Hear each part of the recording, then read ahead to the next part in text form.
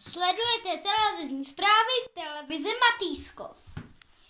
Řidiči už si konečně zvykli a nedívají se na vlak a pomocí křižovatka už zrušeno nebude.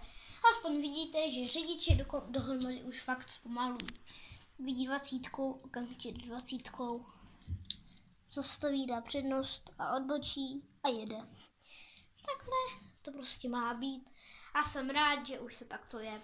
Tak bývalo to, že jeli 100 a nezatočili a teď to je, že jedou 20 a stihnou zatočit. Což je přesně to, co jsem já hledal. Benzínka je taky už dostavená a pošta taky. Teda se otevřela dneska. Hora, která je velmi pěkná, se podíváme do světla hory. Dívejte se.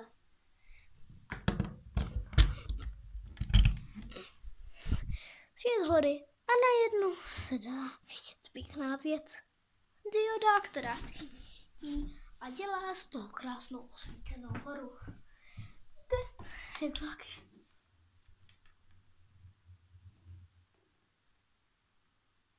vlaky krásně jedou. Teď se mi to všiml. Jenže dnes to bylo trošku jinak.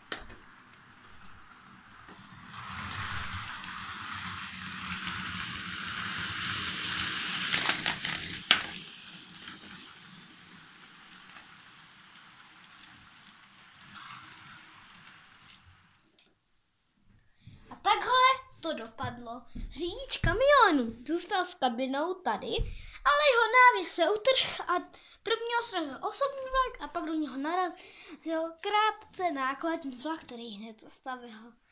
A tady máte důsledky.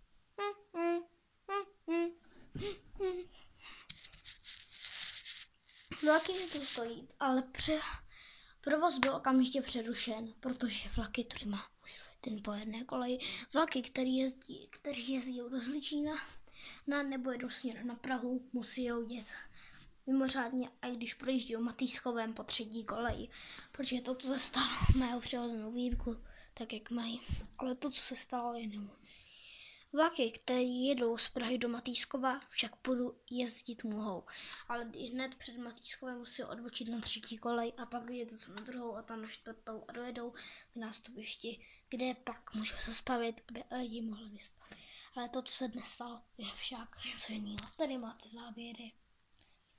Ale zraněno bylo však jen pár osob. Jen 2 lidi byli zraněni a to lehce, což snad velké mostky nebyly. Most, který to byl, naštěstí byl zbourán, což jsme hodně rádi. A přesně to bude i kostel naší. Dnes město se začíná rozrůstat. To je všechno z dnešních zpráv televize Matýskov.